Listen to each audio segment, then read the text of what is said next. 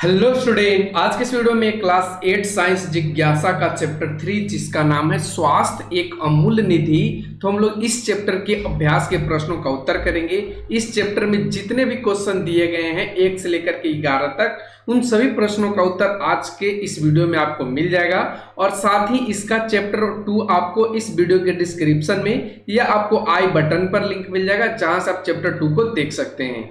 तो चलिए वीडियो को स्टार्ट करते हैं। क्वेश्चन आपके सामने है, देखिए आपके सामने फर्स्ट क्वेश्चन में कहा गया है कि चित्रों में दर्शाए गए रोगों को संचरणीय अथवा असंचरणीय रोगों के रूप में समूहित करें। यानी आपको यहाँ पे दो चीज में छांटना है, एक तो आपका संचरणीय रोग और एक असंचरणीय रोग।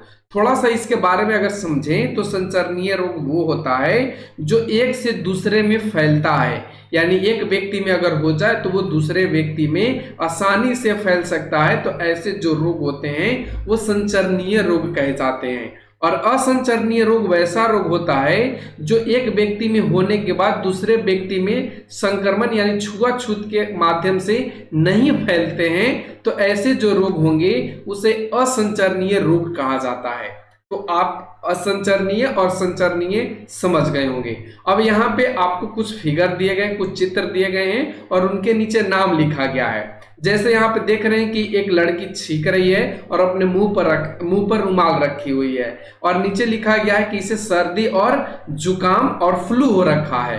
तो ये किस प्रकार के रोग में आएंगे? आंत ज्वर जिसे टाइफाइड कहा जाता है, मधुमेह जिसे डायबिटीज कहा जाता है, अस्थमा जिसे दम्मा कहा जाता है, और मधुमेह का एक और नाम दिया जाता है आम भाषा में चीनी रोग। क्या दिया जाता है? चीनी रोग। फिर उसके बाद छोटी माता चिकन पॉक्स। ठीक है, तो ये आपको यहाँ पे 5 रोग दे रखा है।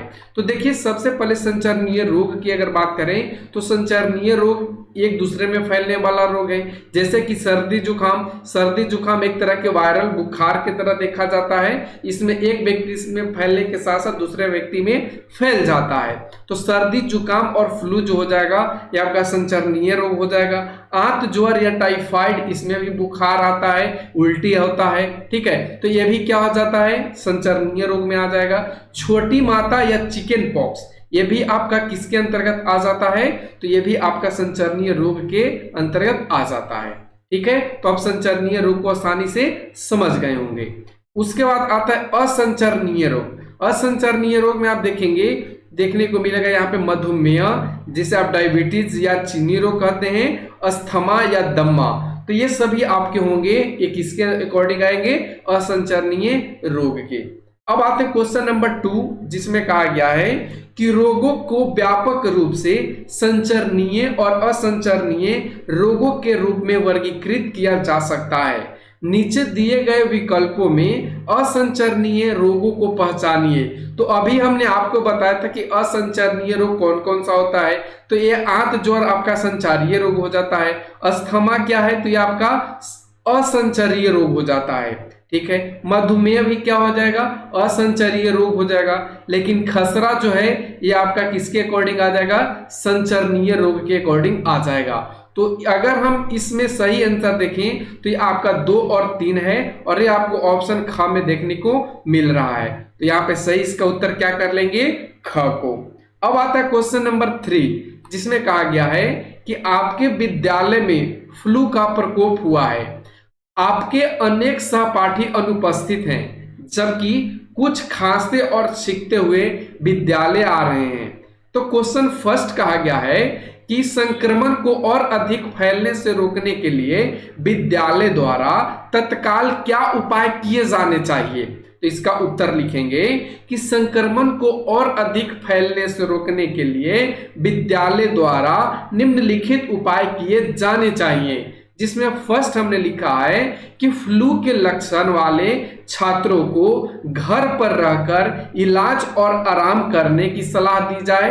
फिर उसके बाद विद्यालय में साफ सफाई अर्थात शौचालय, पीने का जल तथा आसपास स्वच्छता का विशेष ध्यान रखने का सुझाव देना चाहिए। शिक्षक एवं छात्रों को मास्क पहनने और हाथों को बार बार साबुन से धोने की व्यवस्था विद्यालय में की जानी चाहिए। यानी मुख्य रूप से अगर हम आपको ये समझाना चाहें कि संक्रमण को अधिक फैलने के लिए क्या करेंगे, जो भी बच्चा में ये फ्लू बीमारी हो रखा है उनको घर पर रहने की हिदायत देंगे, उनको घर पर रखकर इलाज कराने की बात करेंगे, उन्हें किसी भीड़ भाड़ वाले जगह पे जाने के लिए नहीं कहेंगे, क्योंकि अगर वैसे लोग या वैसे बच्चे अगर कहीं भीड़ भाड़ वाले जगह पे जाएंगे तो वहां पे भी बहुत सारे लोगों को संक्रमित कर सकते हैं। तो ये आपको यहाँ पे समझ करके लिखना है, जिसमें हमने 3 पॉइंट आपको लिख दिया है जो आपके लिए सफिशिएंट है। अगला आता है क्वेश्चन नंबर 2, जिसमें कहा गया है कि यदि आपके साथ बेंच पर बैठने वाले सहपाठी में फ्लू के लक्षण दिखने लगे तो आप उन्हें दुख अथवा ठेस पहुंचाए बिना कैसे प्रतिक्रिया देंगे, यानी उसे सुझाव आप कैसे देंगे, उन्हें ठेस भी ना हो यानी उन्हें दुख ना लगे। तो इसका उत्तर आप ऐसे लिखेंगे कि मैं अपने सहपाठी से स्नेह पूर्वक कहूंगा, स्नेह पूर्वक कहने का मतलब मित्रता पूर्वक भी कह सकता हूं कि दोस्त तुम में खांसी और बुखार के लक्षण दिखाई दे रहा है, क्या तुम स्वस्थ हो? यदि तुम्हें स्वास्थ्य को लेकर कोई परेशानी हो रही है तो तुम्हें शिक्षक से बताकर घर जाकर आराम और इलाज कराना चाहिए ताकि तुम जल्द ही स्वस्थ हो जाओ और इस प्रकार यह संक्रमण किसी और को भी नहीं होगा। यानी यहाँ पे थोड़ा सा सुधार कर लेंगे, यहाँ को लिखा है, यहाँ पे सिर्फ को होगा, किसी और को भी नहीं होगा। चिंता नहीं करो, जो भी कक्षा में पढ़ाया जाएगा उसे मैं तुम्हें समझाकर नोट्स दे दूंगा। यानी मैं कहूंगा कि भाई तुम चिंता नहीं करो, दोस्त तुम चिंता नहीं करो, जो भी कक्षा में पढ़ाई होगा वो तुमको मैं समझा दूंगा और समझाने के साथ साथ मैं तुम्हें नोट्स भी दे दूंगा, और इस तरीके से मैं अपने सहपाठी को घर पर भेज सकता हूं बिना किसी दुख और ठेस पहुंचाए। अगला क्वेश्चन आता है 3 नंबर कि इस स्थिति में आप स्वयं को और दूसरों को संक्रमित होने से कैसे बचा सकते हैं।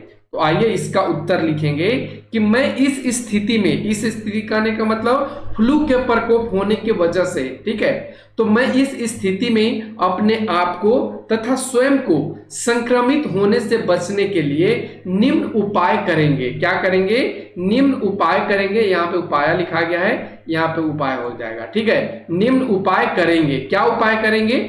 मैं अपने आसपास स्वच्छता का विशेष ध्यान रखूंगा, मैं नियमित रूप से मास्क पहनूंगा, साबुन से हाथ धोऊंगा, अपनी जरूरत का सामान किसी के साथ साझा नहीं करूंगा, मैं अपने सहपाठी या मित्रों से जिनमें संक्रमण का लक्षण दिखाई दे उनसे दूर रहने का प्रयास करूंगा, और इस प्रकार मैं और दूसरे को संक्रमित होने से बचा पाऊंगा। अगला क्वेश्चन आता है 4 नंबर, आपका परिवार ऐसे स्थान पर यात्रा की योजना बना रहा है जहां मलेरिया का प्रकोप है। तो क्वेश्चन नंबर 1 पूछा गया है कि यात्रा से पूर्व, यात्रा के समय और यात्रा के पश्चात आपको कौन कौन सी सावधानियां रखनी चाहिए। इसका उत्तर लिखेंगे कि मैं यात्रा से पूर्व मलेरिया प्रभावित क्षेत्र के बारे में जानकारी प्राप्त करूंगा और परिवार वालों को सचेत कर दूंगा। यानी कहने का मतलब है कि मैं जिस जगह पे यात्रा करूंगा उससे पहले वहां जो भी मलेरिया के प्रकोप है उसके बारे में जानूंगा, जानकारी प्राप्त कर लूंगा और अपने परिवार वालों को सचेत कर दूंगा। मलेरिया से बचाव के लिए आवश्यक दवा और मच्छर रोधी सामान अपने साथ रख लूंगा। यात्रा के समय अपने शरीर के अंगों को पूर्ण रूप से ढकने वाले कपड़ा का उपयोग करेंगे और सोने के लिए मच्छरदानी का उपयोग करेंगे। अब यात्रा पूर्ण होने के बाद तुरंत ही डॉक्टर से चेकअप कराएंगे और मलेरिया के लक्षण पाए जाने पर तुरंत उसका उपचार कराएंगे, और इस तरीके से मैं अपनी यात्रा को मंगलमय तरीके से पूर्ण कर पाऊंगा। अगला क्वेश्चन आता है इसी का 2, आप अपने भाई अथवा बहन को मच्छरदानी या मच्छर प्रतिकर्षी का महत्व कैसे समझाएंगे। तो आइए इस प्रश्न का उत्तर लिखते हैं। उत्तर में लिखा है मैंने कि मैं अपने भाई अथवा बहन को सबसे पहले मलेरिया फैलाने वाले वाहक के बारे में बताऊंगा। यानी मलेरिया फैलता किससे है इसके बारे में अपने भाई अथवा बहन को बताऊंगा। मलेरिया मच्छरों के काटने से फैलता है, ये बात उन्हें कहूंगा कि देखो भाई मलेरिया जो फैलता है ना वो मच्छरों के काटने से फैलता है। यदि हम मच्छरदानी में सोएं या मच्छर प्रतिकर्षी का उपयोग करेंगे तो मच्छर हमें नहीं काटेंगे और हमें मलेरिया नहीं होगा। इसलिए हम अपनी सुरक्षा अर्थात स्वास्थ्य के लिए मच्छरदानी या मच्छर प्रतिकर्षी का उपयोग करेंगे। तो इस तरीके से मैं अपने भाई अथवा बहन को मच्छरदानी या मच्छर प्रतिकर्षी के महत्व को समझा पाऊंगा। अगला क्वेश्चन आता है, यदि ऐसे क्षेत्रों में यात्री स्वास्थ्य सलाह की अनदेखी करते हैं तो क्या हो सकता है? उत्तर करेंगे, यदि ऐसे क्षेत्रों में यात्री स्वास्थ्य सलाह की अनदेखी करते हैं तो वे बीमार पड़ सकते हैं, उन्हें मलेरिया हो सकता है। मलेरिया में तेज बुखार, कपकपी, कमजोरी तथा विभिन्न प्रकार के स्वास्थ्य संबंधी समस्याएं हो सकती है। साथ ही इस बीमारी का प्रकोप तेजी से फैल सकता है और किसी की जान भी जा सकती है। अगला क्वेश्चन आता है 5 नंबर, जिसमें कहा गया है कि आपके चाचा जी ने अपने मित्रों की संगत में पड़कर धूम्रपान करना आरंभ कर दिया है, जबकि यह सर्वविदित है। सर्वविदित कहने का मतलब सभी को जानकारी है या सभी को पता है कि धूम्रपान स्वास्थ्य के लिए हानिकारक होता है और मृत्यु का कारण भी बन सकता है। तो इसी से संबंधित क्वेश्चन 1 कहा गया है कि आप उन्हें ठोस पहुंचाए बिना उनसे ऐसा क्या कहेंगे जिससे कि वे इसे छोड़ दें। इसे कहने का मतलब धूम्रपान करना छोड़ दें। तो उत्तर लिखेंगे, मैं अपने चाचा जी को धूम्रपान से होने वाले बीमारियों के बारे में अवगत कराने की कोशिश करूंगा। उन्हें बताऊंगा कि धूम्रपान से फेफड़े, हृदय रोग, कैंसर तथा अनेक प्रकार के गंभीर बीमारियां हो सकता है जो जानलेवा हो सकता है। मैं उनसे कहूंगा कि वे अपने स्वास्थ्य और परिवार के बारे में सोचें और धूम्रपान के इस आदत को त्याग दें। अगला क्वेश्चन आता है इसी का 2 नंबर, जिसमें कहा गया है कि यदि आपके मित्र ने पार्टी में आपको धूम्रपान करने के लिए कहा तो आप क्या करेंगे? इसका उत्तर लिखेंगे कि मैं सबसे पहले अपने मित्र को धूम्रपान से होने वाले बीमारियों के बारे में बताऊंगा। मैं कहूंगा कि धूम्रपान स्वास्थ्य के लिए हानिकारक होता है, इसलिए मैं धूम्रपान नहीं करूंगा और तुम भी इसका सेवन नहीं करो। अगला क्वेश्चन आता है 3 नंबर, विद्यालय ऐसी हानिकारक आदतों से विद्यार्थियों को बचाने में कैसे सहायता कर सकते हैं? तो आइए इसका उत्तर जानते हैं। विद्यालय ऐसी हानिकारक आदतों से विद्यार्थियों को बचाने के लिए निम्न प्रकार सहायता कर सकता है। नंबर 1, विद्यालय में हानिकारक आदतों से होने वाले बीमारियों के बारे में जागरूक करके, फर्स्ट पॉइंट। सेकंड में हमने लिखा है कि विद्यालय में धूम्रपान निषेध पर कार्यक्रम कराकर, पोस्टर लगाकर, नाटक दिखाकर हानिकारक आदतों से बच्चों को बचाया जा सकता है। छात्रों को मद्यपान, तंबाकू और नशे के दुष्प्रभाव और अच्छे स्वास्थ्य को समझाकर हम उनके हानिकारक आदतों से बचा सकते हैं। अगला क्वेश्चन आता है 6 नंबर, सानिया अपनी सखी विनीता से कहती है प्रतिजैविक औषधियां किसी भी संक्रमण को ठीक कर सकती है, इसलिए हमें रोगों की चिंता नहीं करनी चाहिए। विनीता ऐसे कौन कौन से प्रश्न पूछ सकती है जिससे सानिया समझ सके कि उसका कथन गलत है? तो देखिए उत्तर में लिखेंगे कि विनीता सानिया से निम्नलिखित प्रश्न पूछ सकती है। नंबर 1, क्या बिना डॉक्टर की सलाह से प्रतिजैविक औषधियां लेनी चाहिए? नंबर 2, क्या प्रतिजैविक की गोलियां बार बार लेने से हमारे शरीर में भविष्य में इसका असर होगा? क्या प्रतिजैविक औषधियां सभी प्रकार के रोगों को ठीक कर सकती है? क्या गलत प्रतिजैविक की गोलियां खाने से हमारे शरीर में एलर्जी उत्पन्न होगा। तो ये सारे जब प्रश्न हम सानिया से पूछेंगे, यानी विनीता जब पूछेगी सानिया से, तो उसे समझ में ये आ जाएगी कि जो प्रतिजैविक औषधि है सभी बीमारी को ठीक करने में इसका इस्तेमाल नहीं होता है, और इस प्रकार से उसके द्वारा जो कहा गया कथन है वो गलत है।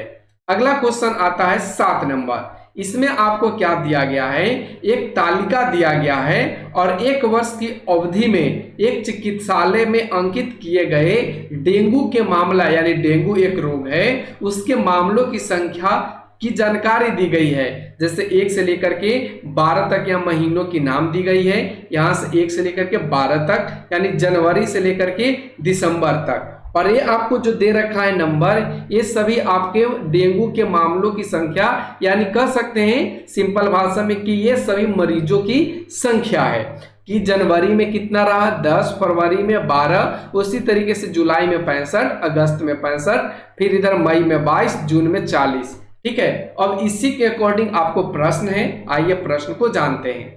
प्रश्न में कहा गया है कि आप एक बार ग्राफ या दंड लेख बनाइए जिसमें y अक्ष पर मामलों की संख्या और x अक्ष पर माह के नाम अंकित हो। अपने निष्कर्षों का समीक्षात्मक विश्लेषण कीजिए एवं निम्नलिखित प्रश्नों के उत्तर दीजिए। यानी यहाँ पे आपको x अक्ष और y अक्ष बनाना है। तो चलिए हम यहाँ पे आपको x अक्ष और y अक्ष बनाते हैं। जैसे मान के चलिए ये आपका y अक्ष है और ये आपका x अक्ष है। ठीक है, तो x अक्ष में आपको क्या लिखना है, मामलों की संख्या। क्या लिखना है, मामलों की संख्या। और y अक्ष और x अक्ष में क्या लिखना है, तो ये महीना का नाम। अब महीना का नाम जैसे जनवरी हो गया, फरवरी, मार्च, अप्रैल, मई, जून, ऐसे करके आपको 12 महीना का नाम लेना है। और इधर आपको जो मैक्सिमम है मरीजों की संख्या उससे 5 ज्यादा ले लेना है। ठीक है, तो आइए इसको हम ग्राफ पे कैसे बनाएंगे, हमने यहाँ पे देखिए दे रखा है। जैसे ये आपके सामने ग्राफ दिख रहा है, ये आपका ग्राफ का कॉपी है, आप ग्राफ पे ही इसे बनाएं तो ज्यादा बेटर होगा। ये आपका ग्राफ हो जाएगा। ठीक है, जो हमने यहाँ पे ड्रा कर रखा है। यहाँ पे आप देख पा रहे हैं कि 10 से 12, 12 से 15, ये आपका नीचे जनवरी, फरवरी, मार्च, ऐसे करके दिसंबर तक हमने लिया है। और ये यहाँ पे क्या दिया है, मामलों की संख्या कि जनवरी में कितना था, ठीक है, फरवरी में कितना है, मार्च में कितना है, और इस तरीके से इधर हमने लिखा है रोगों की संख्या या मामलों की संख्या। और इधर आपको क्या लिखना है, महीना की संख्या, महीना का नाम सीधे लिख दो, महीना का नाम। ठीक है, अब क्वेश्चन फर्स्ट आता है कि किन 3 महीनों में डेंगू के मामले सबसे अधिक थे। अब यहाँ पे देखेंगे तो ये आपको 3 आंकड़े दिखाई दे रहे होंगे। यहाँ से आप देखिए 1 आंकड़ा, 2 आंकड़ा और 3 आंकड़ा, ये आपको आंकड़ा दिख रहा है। ठीक है, और इन तीनों में 65 मामलों की संख्या है या मरीजों की संख्या है। ठीक है, तो अब यहाँ पे देखेंगे तो ये कौन सा महीना है, जुलाई, अगस्त और सितंबर। तो इस प्रश्न का उत्तर क्या बन जाएगा कि जुलाई, अगस्त और सितंबर में डेंगू के मामले अधिक थे, क्योंकि इन महीनों में 65 डेंगू मामले थे। अगला क्वेश्चन आता है कि किस महीने अथवा महीनों में मामले सबसे कम थे। तो आप यहाँ पे देख पाएंगे कि जो सबसे कम है वो कितना है, वो आप सबसे जो कम है वो आपका कितना है, 10 है। सबसे कम कितना है आप यहाँ पे देख पाएंगे, ये 10 है। और 10 कौन से महीना में है, तो जनवरी। इसका उत्तर लिख देंगे, सबसे कम मामले जनवरी महीना में था और इसमें 10 डेंगू का मामला था। अगला क्वेश्चन आता है कि डेंगू के सर्वाधिक प्रकोप वाले महीनों में कौन से प्राकृतिक या पर्यावरणीय कारण इसके मामलों में वृद्धि का कारण बन सकता है। तो उत्तर लिखेंगे कि डेंगू मच्छरों से फैलने वाला एक रोग है। जुलाई, अगस्त और सितंबर के महीने वर्षा ऋतु के महीने होते हैं। वर्षा ऋतु कहने का मतलब बारिश का मौसम होता है, जिससे जल का जमाव और गंदगी के कारण डेंगू फैलाने वाले मच्छरों प्रजनन करने की हो जाएगा। डेंगू फैलाने वाले मच्छरों की प्रजनन करने की क्षमता तीव्र हो जाती है, जिसके फलस्वरूप इनकी संख्या बढ़ जाती है और जब इनकी संख्या बढ़ेगी तो मामला भी ज्यादा होगा, पर्यावरण में बहुत से लोगों को डेंगू की बीमारी होगा। अगला क्वेश्चन आता है कि कुछ ऐसे निवारक उपाय सुझाइए जो समुदाय अथवा सरकार द्वारा ऐसे समय से पूर्व किए जा सकते हैं, ऐसे समय से पूर्व किए जा सकते हैं जब डेंगू के मामले सबसे अधिक होते हैं, ताकि डेंगू के प्रकोप को कम किया जा सके। उत्तर लिखेंगे, डेंगू के प्रकोप को कम करने के लिए समुदाय और सरकार को वर्षा ऋतु से पूर्व निम्न कार्य किए जाने चाहिए। नंबर 1, नाले एवं घर की नालियां की साफ सफाई वर्षा ऋतु से पूर्व हो जानी चाहिए। अपने आसपास के जल भराव एवं गंदगी होने वाले स्थानों का निगरानी कर उसे स्वच्छ बना लेना चाहिए।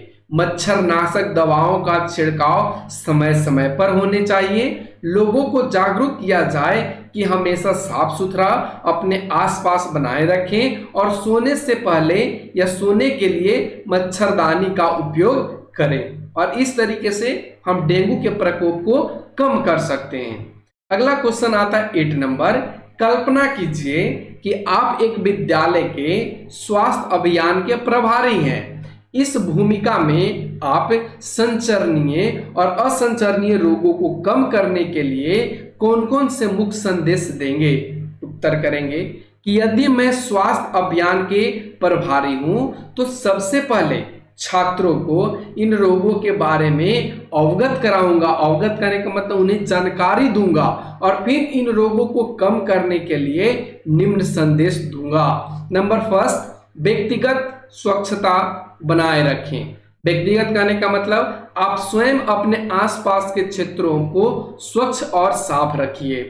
खांसते या छींकते समय अपने नाक मुंह पर रुमाल रखें। स्वच्छ और साफ जल और भोजन का सेवन करें। मच्छरों एवं इन रोगों के वाहकों से स्वयं का बचाव करें। यदि किसी भी छात्र में इन रोगों के होने, यहाँ पे होने लिखा गया है, आप थोड़ा सुधार लेंगे, होने का लक्षण दिखाई दे तो उसे तुरंत टीका या उपचार कराना चाहिए। इन रोगों से बचने के लिए समय पर टीका लगवाना, संतुलित आहार लेना और अपने आसपास स्वच्छ बनाए रखना जरूरी होता है। तो ये सारे मुख्य संदेश अपने विद्यालय के बच्चों को देंगे। अगला क्वेश्चन आता है 9 नंबर, जिसमें कहा गया है यह सलाह दी जाती है कि वायरल संक्रमण जैसे सर्दी, खांसी या फ्लू में प्रतिजैविक औषधियां न लें। क्या आप इस सलाह के प्रभावी संभावित कारण बता सकते हैं? तो उत्तर यहाँ पे थोड़ा सा मिस्टेक है, थोड़ा सा लिख लेंगे। उत्तर में लिखेंगे हाँ, सर्दी, खांसी या फ्लू में प्रतिजैविक औषधियां नहीं लेनी चाहिए। नहीं लेने की सलाह इसलिए दी जाती है कि प्रतिजैविक केवल जीवाणुओं पर ही प्रभावी रूप से काम करते हैं, जीवाणुओं पर नहीं, विषाणुओं पर नहीं। यानी ये जो है वो जीवाणुओं पर यानी बैक्टीरिया पर काम करता है, लेकिन वायरस पे काम नहीं करता है। सर्दी, खांसी या फ्लू वायरस से होने वाला बीमारी है जिस पर प्रतिजैविक औषधि का कोई असर नहीं दिखेगा, और बिना जरूरत के प्रतिजैविक औषधि का सेवन करेंगे या सेवन से शरीर पर गलत प्रभाव पड़ सकता है। साथ ही भविष्य में जीवाणु जनित रोगों को ठीक करना कठिन साबित हो सकता है। यानी यदि आप समय से ज्यादा मात्रा में इसका उपयोग करेंगे तो आपको क्या होगा, कभी फ्यूचर में अगर आपको जीवाणु के द्वारा कोई रोग हुआ है तो वो जल्दी ठीक नहीं होगा, क्योंकि आपने गलत एंटीबायोटिक्स या आपने प्रतिजैविक औषधि ली है। अगला क्वेश्चन आता है 10 नंबर, जिसमें कहा गया है कि किसी संक्रमित व्यक्ति के उत्सर्जित पदार्थ द्वारा पेयजल के संदूषित होने पर निम्नलिखित में से कौन सा या कौन से रोग फैल सकते हैं? तो देखिए, पेयजल की बात की जा रही है, तो पेयजल में आप देखेंगे तो ये आपको यकृत शोथ, जिसे हेपेटाइटिस ए कहा जाता है, हैजा और पोलियोमाइलाइटिस है। पोलियोमाइलाइटिस है, ये सभी जल को पीने से या गंदे जल को पीने से होने वाला रोग है। और बाकी आप 6 रोग जिसे टीबी कहेंगे, ये आपका नहीं है, चेचक भी देखने को नहीं मिलेगा। ठीक है, अगला क्वेश्चन आता है जो इस चैप्टर का आखिरी क्वेश्चन है। इसमें कहा गया है कि जब हमारा शरीर किसी रोगजनक यानी रोगाणु का पहली बार सामना करता है तो हमारी प्रतिरक्षी प्रतिक्रिया सामान्यतः कम होती है, परंतु जब उसी रोगजनक से पुनः सामना होता है तो शरीर की प्रतिरक्षा प्रतिक्रिया पहली बार की तुलना में कहीं अधिक प्रबल होती है। ऐसा क्यों होता है? उत्तर करेंगे, ऐसा इसलिए होता है कि जब हमारे शरीर में पहली बार कोई रोगाणु या रोगजनक प्रवेश करता है तो हमारे शरीर की जो प्रतिरक्षा प्रणाली है उससे पहचान पाना मुश्किल होता है। जब दूसरी बार जब वही रोगाणु प्रवेश करता है तो हमारा शरीर उसे पहले की तुलना में जल्द ही पहचान कर लेता है, जिससे रोगाणुओं पर प्रबल शक्ति से प्रहार करता है और उससे प्रभावी ढंग से लड़ता है। और इस तरीके से हमने आपको इस चैप्टर के सारे क्वेश्चन को आसानी से करवा दिया, जो आपको अच्छे तरीके से समझ में आ गया होगा। तो कैसा लगा ये आज का वीडियो कमेंट सेक्शन के माध्यम में जरूर बताइए और चैनल को सब्सक्राइब कर लीजिए, जल्द ही इसका चैप्टर 4 आपको देखने को मिलेगा। Thanks for watching, take care, bye bye.